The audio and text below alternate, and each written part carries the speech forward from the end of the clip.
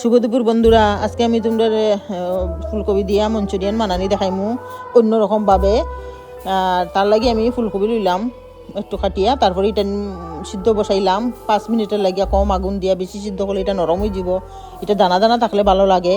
তারপরে এটা উঠে আমি পেস্ট করিয়া রাখলাম, আর পেস্ট করলাম। তারপরে পেস্টের মধ্যে দেখো কি কি মশলা দিছি, দেখো পেঁয়াজ কলি দিছি, কাঁচামরিচ, তারপরে পেঁয়াজ, রসুন, ধনিয়া পাতা দিয়া আমি একটু লবণ, হলুদ, তারপরে জিরার গুঁড়া, কর্নফ্লাওয়ার দিয়া একটা ডিম দিয়ে এটারে কেউ মনে করলে সিদ্ধ ডিম দিয়াও করতে পারবাই, মাখিয়া এটারে বড়া বানাইতে পারবাই।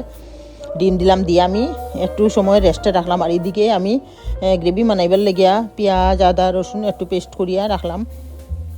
আর এদিকে কড়াই বসাইলাম, তার মধ্যে সরিষার তেল দিলাম। সরিষার তেল দিলে তো স্বাদ হয় সব কিছু। তারপরে বড়াটা উঠিয়ে রাখলাম। আর এদিকে আমি কড়াই আবার বসাইয়া সরিষার তেল দিলাম, কালো জিরা দিলাম, তারপরে এদিকে পেস্ট করিয়া রাখা মশলা সব দিলাম, আর লবণ, হলুদ, জিরা, তারপরে লঙ্কার গুঁড়া, আর এদিকে কাশ্মীরি লঙ্কার গুঁড়া দিলাম আমি একটু কালারের লাগিয়া। তারপর ডালচিনি এখন দিলাম, আমি আগে দিতে ভুলে গেছি, লেগে এখন দিলাম।